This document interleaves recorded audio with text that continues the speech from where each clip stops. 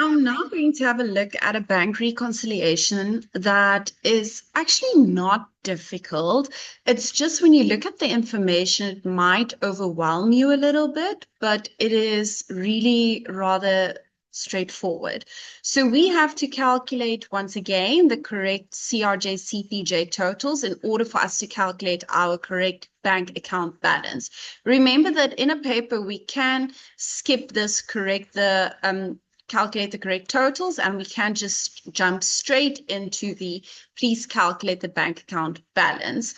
But yes, this is now for August, and then we also have to do our bank reconciliation statement. So I'm just going to ignore that now. So here's the information, because the reason why I'm ignoring this is it's questions that or background information that relates to other questions that will follow. Right, so we have to do this for August 2017. So once again, they've started off by giving us the reconciliation statement for July. So remember, you are not going to use the bank statement balance in your bank reconciliation statement because that was for last month. However, the bank account balance in your ledger, that is something that you want, because if they don't give you, just give me a moment. Announcements. Okay, so you do need your bank account balance as per the ledger because this is your opening balance. Unless in the information at a later stage, they do provide you with your actual bank account, ledger account balance. If not, then you use the information in your reconciliation statement of the previous month. I'm just going to pause again because it's very noisy now. Learners are moving in the passages, so I will continue when this is over. Seems to be rather chill now. Okay, right. So we have our opening balance for our bank account in the general ledger. Then these outstanding deposits are amounts that we recorded in our CRJ in July that we haven't yet seen on the bank statement. And the outstanding EFTs are payments that we recorded in the CPJ that we still haven't seen on the bank statement. So that's why we have our bank reconciliation statement for July. Then we also have our provisional totals for August as per the CRJ and the CPJ. So this is what we have already received and recorded. So we started with an opening balance plus CRJ minus CPJ. That's currently our bank account balance before taking into account the additional information that follows. So it says that entries in the cash journals for August that do not necessarily agree with the bank statement. So we are used to getting this information in bullet point form. Now what they've done is they've given you an extract of the CRJ and the CPJ. Same thing, so read it as such. So if you need to add bullet points to make it better, make it seem as though this is the way that I'm used to, then do that. So they are saying that in your CRJ, you had credit card sales of 6,000 Rand on the 5th of August that you do not see on the bank statement. Then you also had repairs, but in your CRJ, an EFT that is in your CRJ. That's not on your bank statement.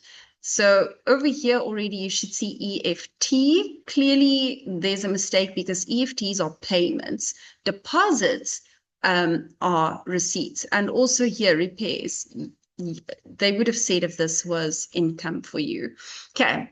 Then on the 30th of August, you had cash sales. You have the proof of payment. That's why you recorded this cash sale, but it's not on your bank statement yet. Then you also had in the CPJ 2 debit orders and an EFT payment that you made, but you do not yet see that on your bank statement. Now, let's go to the bank statement. These items do not appear in the cash journals, or it might just be that they don't agree with the cash journals.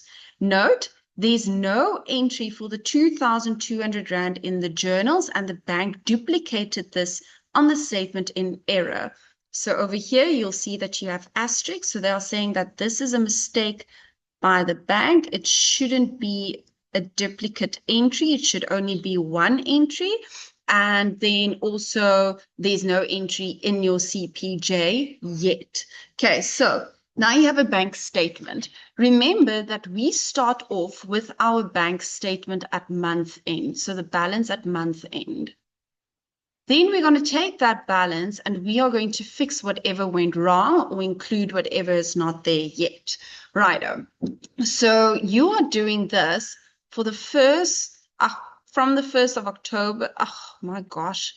The 1st of September. What am I saying? Can we just like go back to bed, wake up again, and then start this all over? My head is at 10,000 places all at once. So we are starting on the 1st of August. We ended off last month, 31st of July, and they are saying that this happened on your bank statement prior to your current month. So this is your current month over there. So why they are giving you this over here is the outstanding items on last month's reconciliation is most probably over here. Okay, so in other words, if I go up, the outstanding deposit of 83, that's not there. However, the outstanding deposit of 17,540, there we see it. Okay, so usually they would have bullet point format, they would have provided you with the following items appeared on the August bank statement, and then they would have listed a deposit with the date and the 2 EFT numbers. That way you could have then gone to your reconciliation statement to see if there were any differences or if you are happy that has now been recorded. Then what they would have done is they would have provided you with all of the transactions that were not in your journals. So the transactions that were recorded on the bank statement but are yet to be recorded in your journals. But now they did it a bit differently. They now decided, let's give you all of the information on that bank statement. So first of all, let's now use, we've said that the outstanding deposit is on our bank statement. There we have it. And then the 2 EFTs are there as well. 189 and then 3,700 and 3,700. So now we have reconciled those items. We are happy.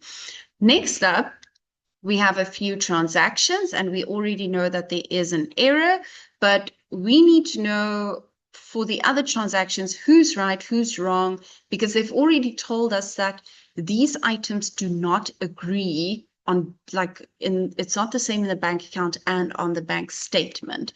So let's see. They said that refer to the information. Okay, and that's it. Okay, let's go up here and see if there's anything. There we go.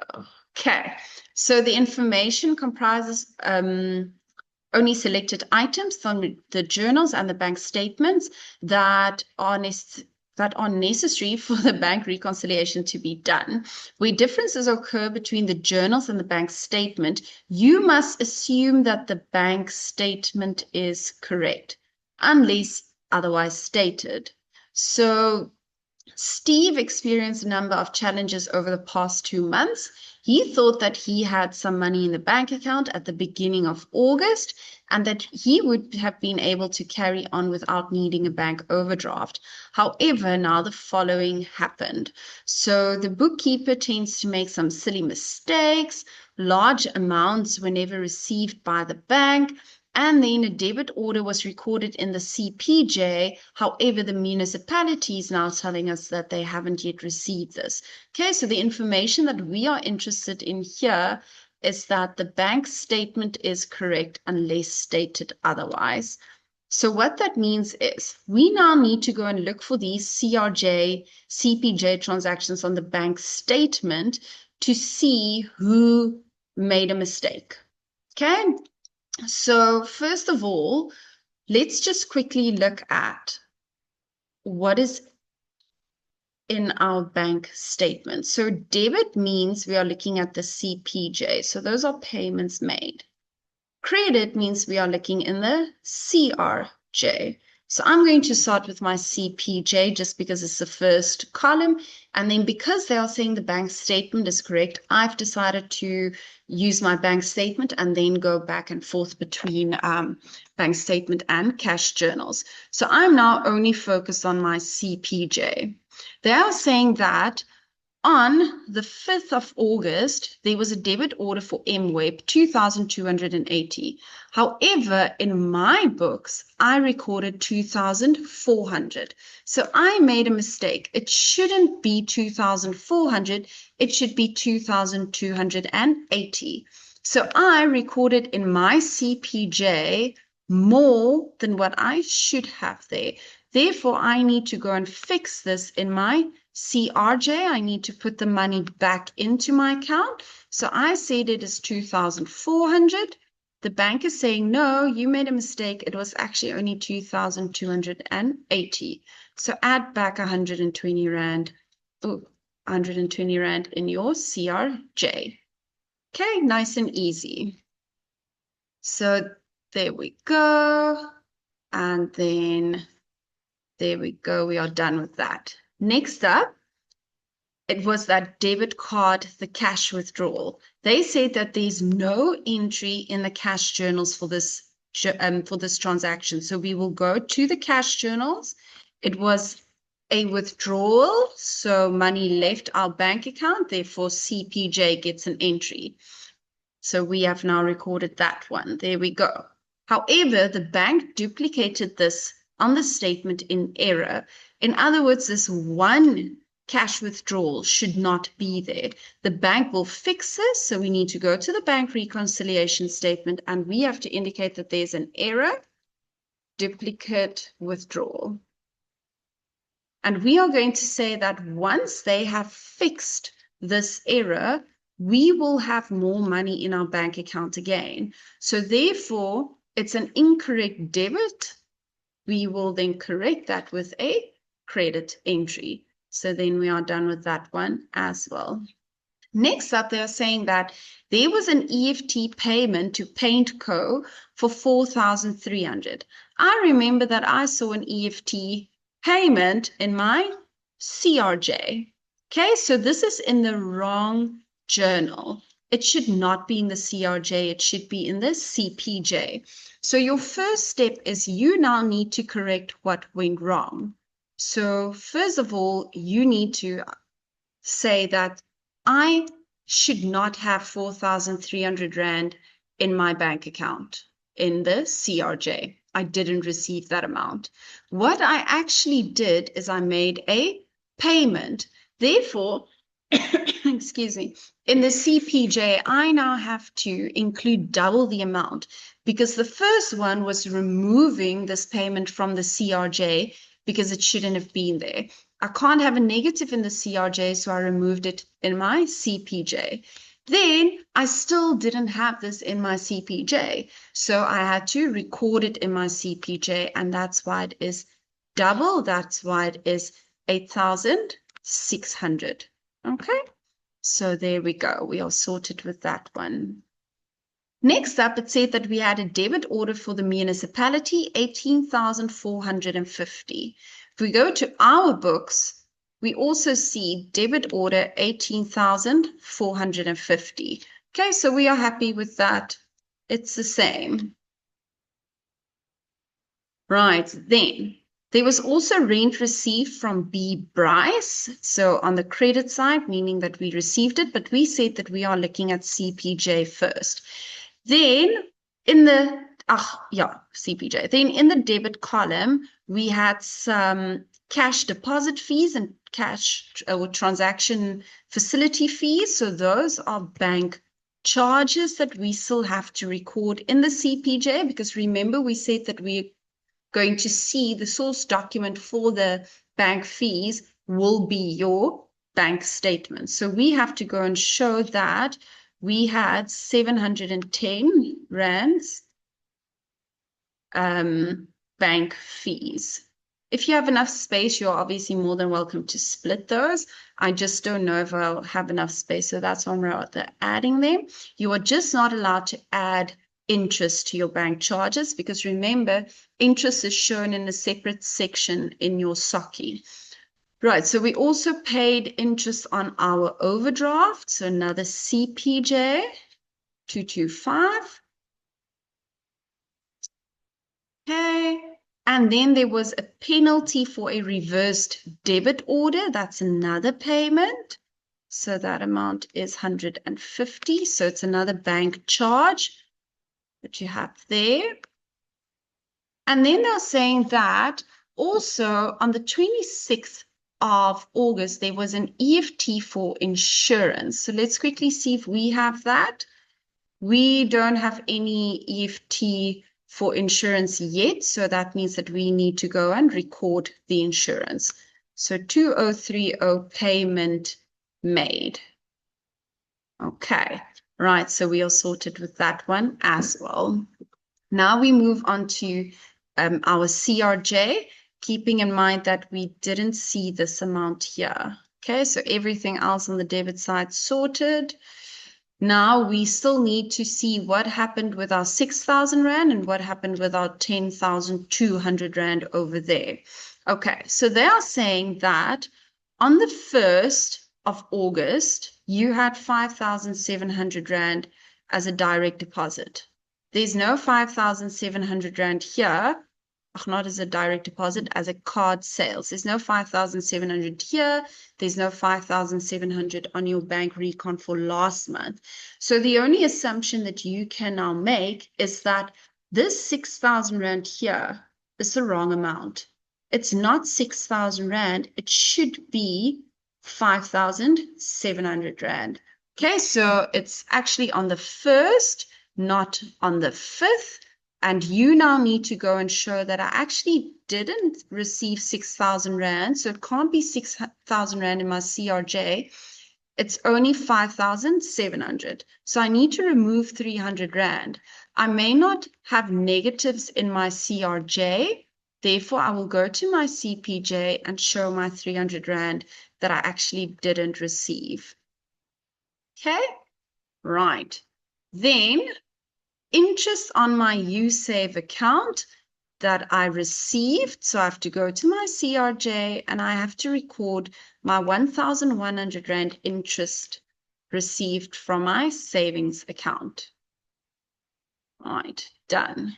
Then on the 25th of August, we received 3,000 Rand from Bryce. There's no transaction for Bryce in my CRJ, nor my CPJ for that matter. So it means that it's just a direct deposit that I didn't know about that I must now record. Because remember, they said assume that the bank statement is correct.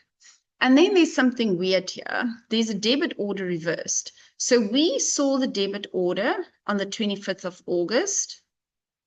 And we saw it in our books, and we said, yes, we are happy it's on both sides. But now what they are saying is that the bank reversed that entry. And the reason is you didn't have money in your bank account. Okay, so the debit order bounced. They tried to take the money, but it wasn't there, so it bounced back.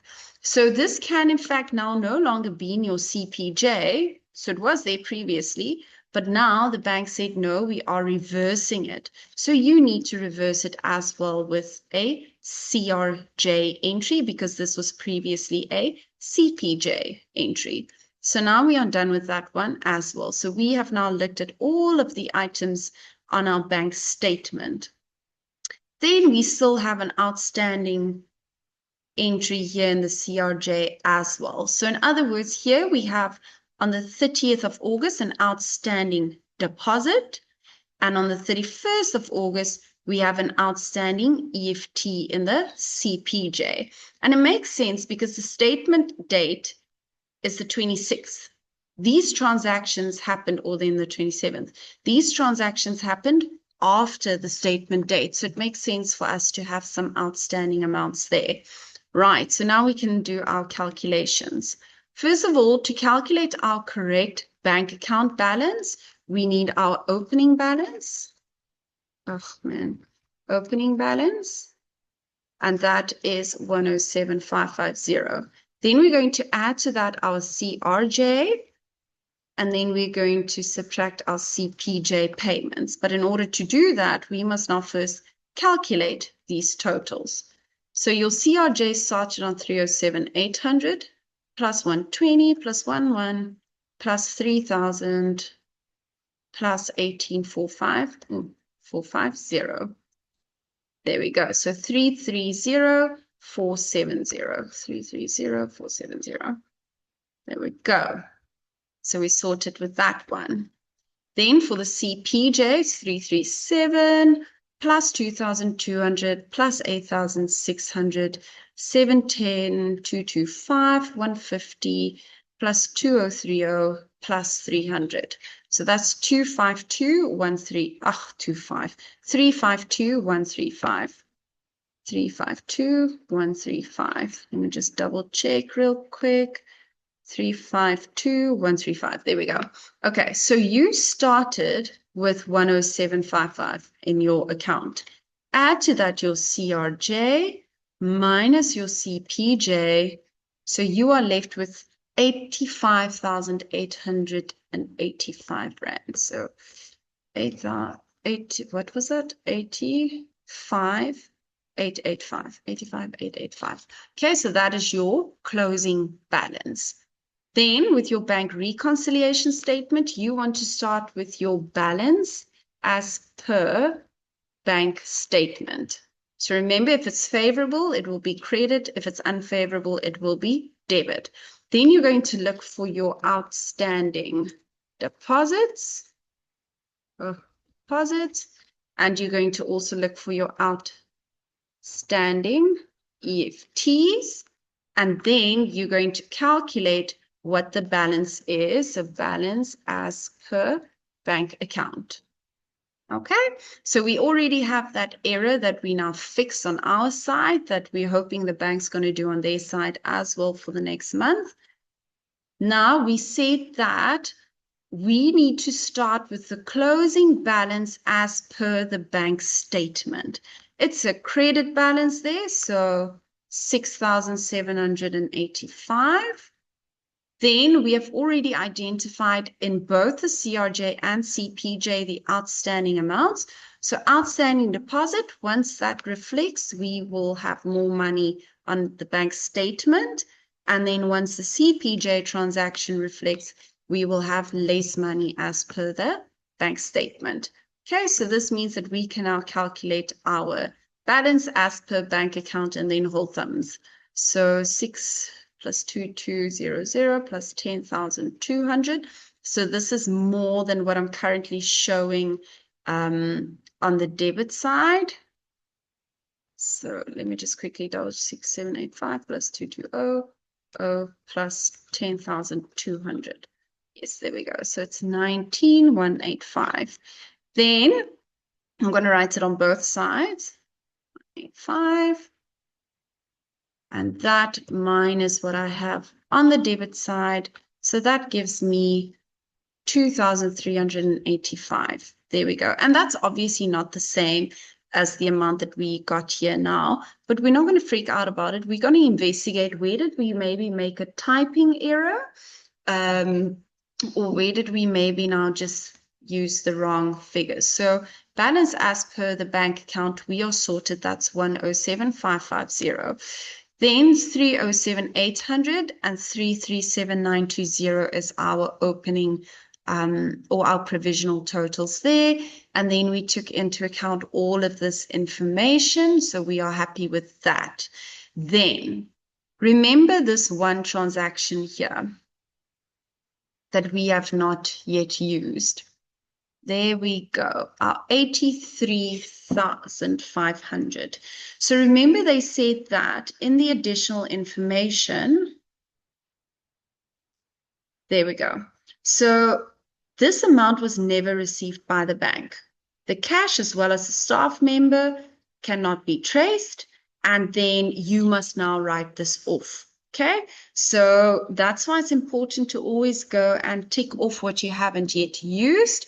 So this is the only amount that I haven't yet used because I've now used my balance. I've done that. I'm not going to use any of these amounts here. not relevant, and I have used my balance at year end. So the only thing that we still have to take into consideration now is this outstanding deposit that we must reverse.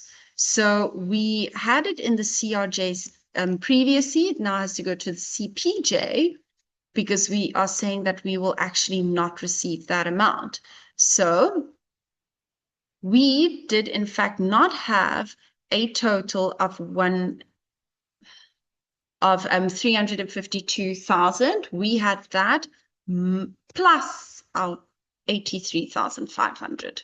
Okay, so this is in fact my CPJ total after considering the outstanding deposit that I will never receive. So that's going to change up my calculation here. So CRJ, so yeah, that's why I didn't write anything there earlier on. Sorry. I wanted to get to my final totals first. And then we have the CPJ. Okay, so 435,635. So opening plus my CRJ minus my CPJ. And there we have it. So it's not this one. It's actually a closing balance of 2,385 Rand. And if we then go to our reconciliation here at the bottom, 2385, we are reconciling, so we are happy. So yeah, I just wanted to show how important it is to actually tick off when you are using the information and when you are done with something, because it's so much easier to then identify something that you missed, especially if it's something like this outstanding deposit where the information is given way before you actually look at the full picture. And then we tend to forget about things. So that is a CRJ, a bank recon that maybe looks strange. Therefore, it's a bit more challenging, but it is actually super straightforward.